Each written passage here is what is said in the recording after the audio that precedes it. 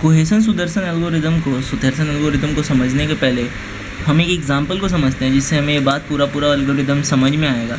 तो एग्जांपल में सपोज हमें एक एग्जांपल गिवन रखा है और बोला है कि find the visible portion of the line P Q. ठीक है ना, एक लाइन पी क्यू है और ये एक क्लिपिंग विंडो अपने को दे रखा है। तो इस जो विंडो है उस मतलब ये जो लाइन है ये कहाँ पे क्लिप कर रहा वो पॉइंट बताना है। ठीक है, तो सबसे पहला बात कि लाइन है कहाँ, ये मे बी विंडो के आउटसाइड हो सकता है या कम्प्लीटली इनसाइड हो सकता है या फिर पार्शियली इनसाइड हो सकता है, और जब पार्शियली इनसाइड होगा तभी तो क्लिप करेगा। तो पहले लाइन का विजिबिलिटी टेस्ट कर लेते हैं कि लाइन एक्चुअली में है कहाँ। तो इसके लिए हम लोग को रीज़न कोड लिखना पड़ता है। रीज़न कोड जैसे कि हमें पता है कि लिखने का क्या तरीका है, ये है रीज़न कोड का तरीका। अगर तुम्हारा x मतलब अगर एक्स वाई कोऑर्डिनेट लेके तुम चेक करना चाहते हो उसका रीज़न कोड, तो उसका x अगर विंडो के x लेफ़्ट से अगर छोटा है तब उस केस में बिट 1 को सेट करो। बिट 1 सेट करो मतलब देखो रीज़न कोड 4 बिट का होता है। ठीक है, ये इधर से शुरू होता है, x लेफ़्ट, राइट, बॉटम और टॉप। ठीक है, तो लेफ़्ट को बिट 1 कहते हैं, मतलब बिट 1 में x लेफ़्ट होता है, फिर right, left, right, bottom, top. ठीक है, इस तरह से होता है। तो यहाँ पे ये जो कंडीशन है, अगर ये कंडीशन होल्ड कर जाए तो उस केस में वो बिट सेट हो जाता है। ठीक है, तो देखो सिंपल है, उतना कोई दिमाग लगाने का ज़रूरत नहीं है। रूल क्या है कि अगर तुम्हारा x लेफ़्ट वाले से भी लेफ़्ट में हो तो फिर 1 सेट करना, राइट वाले से भी अगर राइट में हो तो 1 सेट करना, बॉटम वाले से भी बॉटम में हो तो फिर 1 सेट होता है, और टॉप वाले से भी टॉप पे हो तो 1 सेट होता है। ठीक है, सिंपल है। तो चेक कर लेते हैं। ठीक है, तो देखो सिंपल है, हम यहीं से चेक कर देते हैं।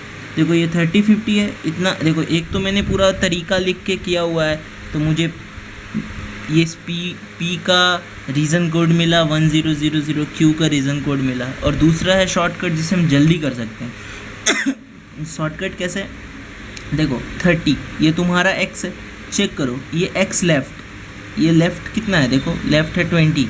ठीक है, तो क्या ये लेफ़्ट वाले से भी लेफ़्ट में पढ़ रहा है ना, नहीं पढ़ रहा। ठीक है, तो उस केस में इस पर मतलब p का यहाँ से स्टार्ट होगा तो ये कोड 0 होगा। ठीक है, उसके बाद पोजीशन क्या होता है, एक्चुअली पोजीशन होता है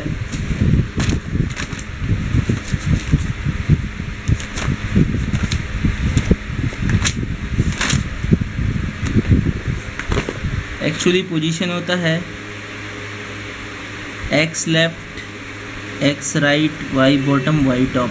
ठीक है, तो देखो पैरेलली चेक करते जाते हैं, तो ये 0 हो गया।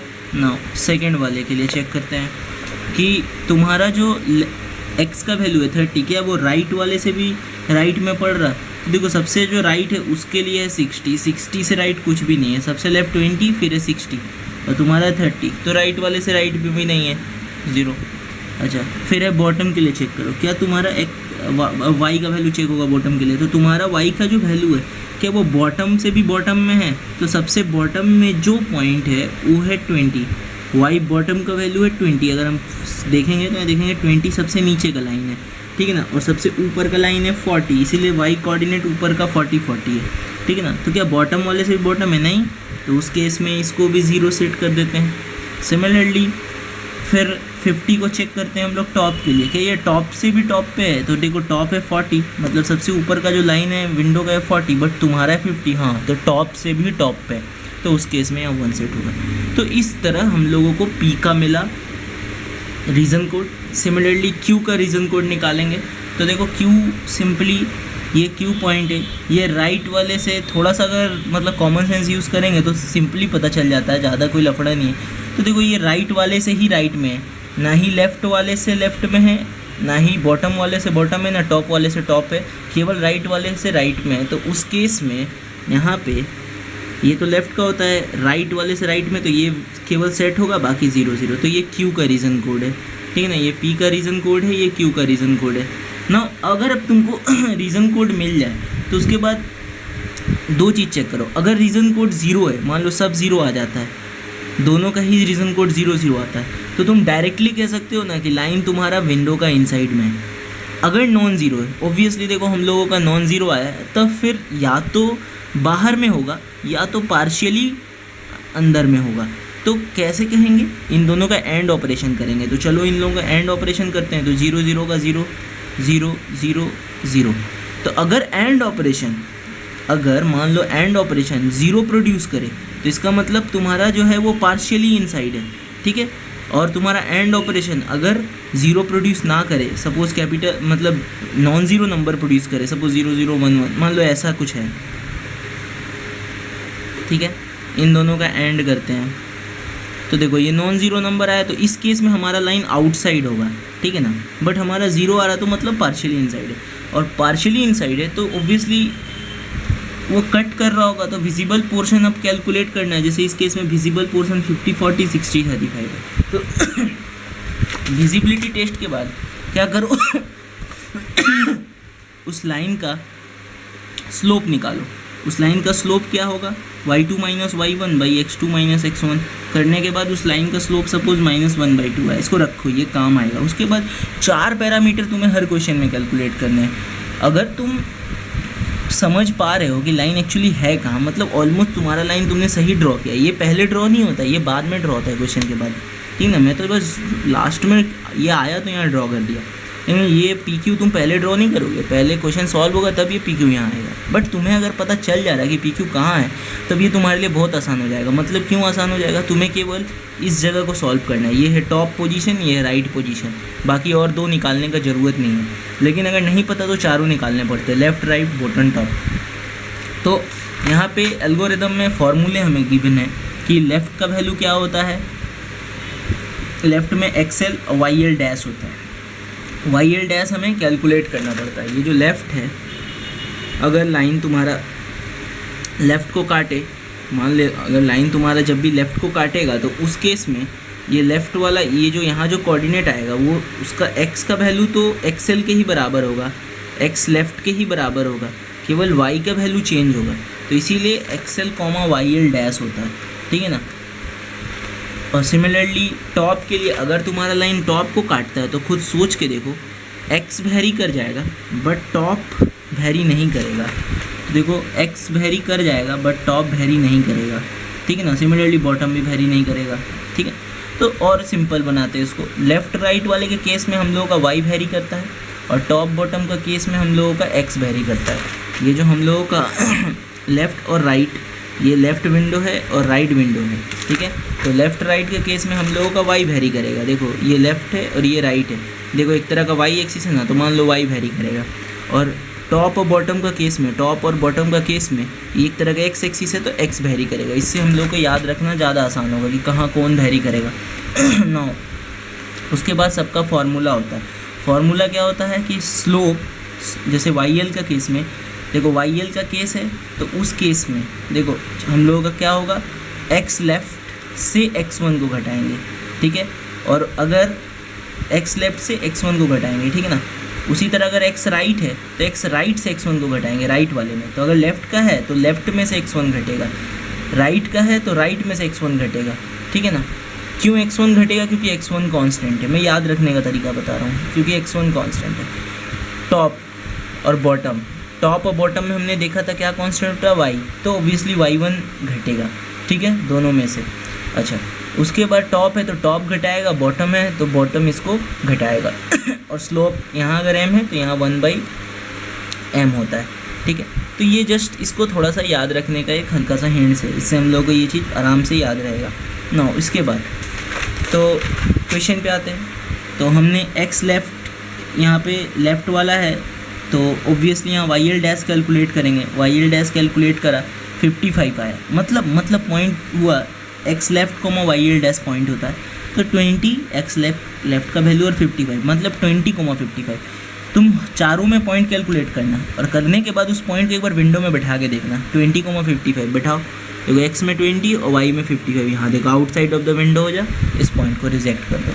तो सिमिलरली नेक्स्ट पॉइंट फाइंड करा, सपोज 60,35, तो देखो 60 35 यहाँ पे, तो ये रिजेक्ट नहीं होगा क्योंकि ये विंडो के अंदर चाहे विंडो पर है, ठीक ना।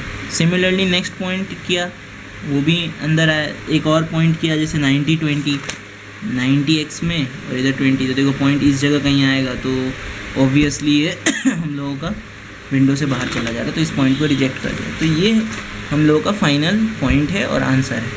अगर मोर देन वन लाइन अगर तुम्हें क्वेश्चन में गिवन है, मोर देन वन लाइन है, तो अलग अलग से सभी लाइन को सॉल्व करो। तो नाउ अब एल्गोरिदम पे आते हैं। सबसे पहला जो इम्पोर्टेंट है एल्गोरिदम। एल्गोरिदम में ये बात देखो, हम लोग x1 को घटा रहे थे और y1 को यहाँ घटा रहे थे। ये x1 y1 है क्या?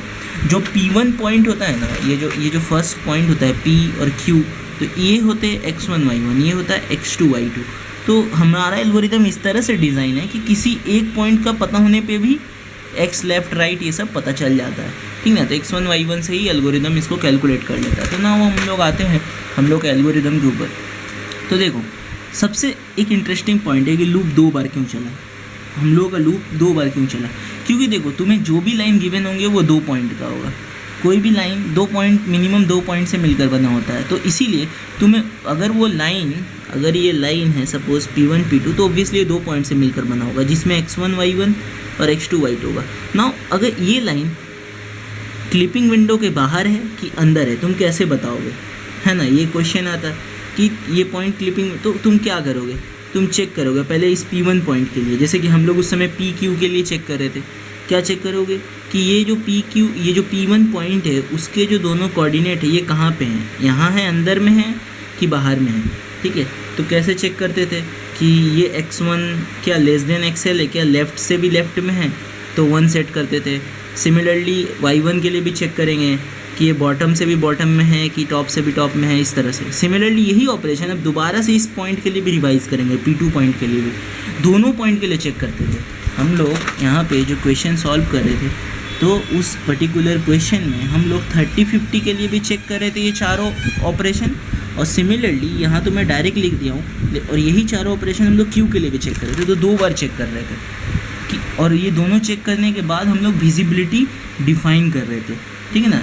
इन पे ही, इनके चेक होने के बाद जो कोड आता है उस पर विजिबिलिटी डिफाइन है। तो ये जो कोड है वो 2 बार चेक होता है, इसलिए लूप 2 बार चलेगा ना।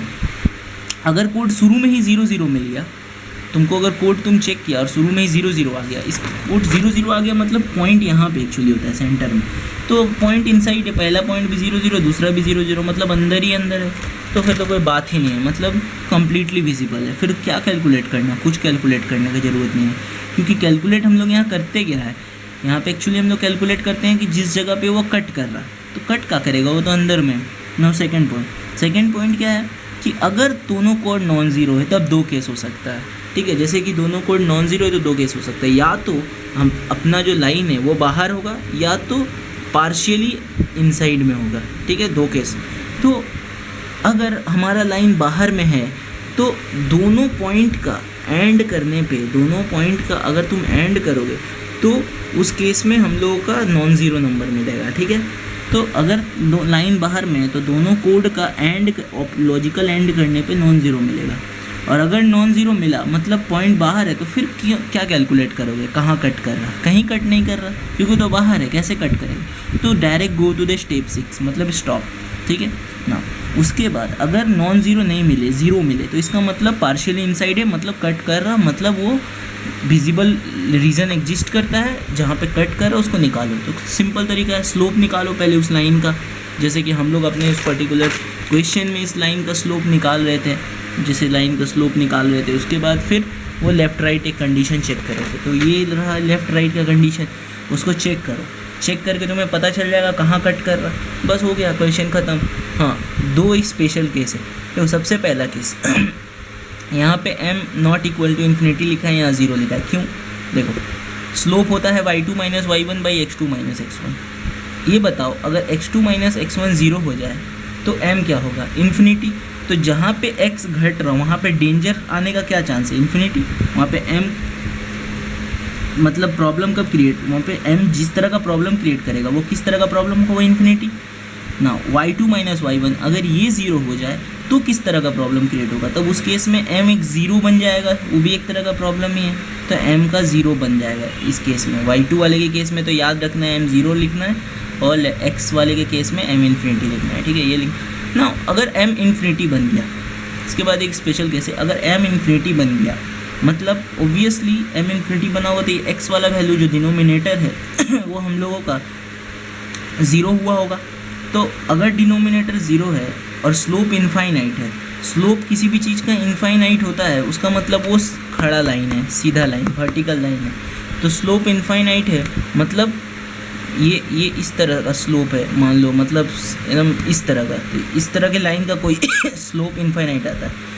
तो उस केस में यहाँ पे देखो कौन कौन सा वेरिएबल है, x left right, y l dash, y r dash, इनको लार्ज नंबर असाइन कर देना।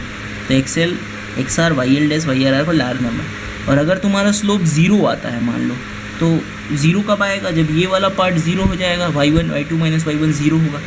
अगर स्लोप ज़ीरो है, किसी भी लाइन का स्लोप ज़ीरो है, मतलब वो एक्स एक्सिस है सिंपली, मतलब एक हॉरिजेंटल लाइन है, मतलब इस तरह का।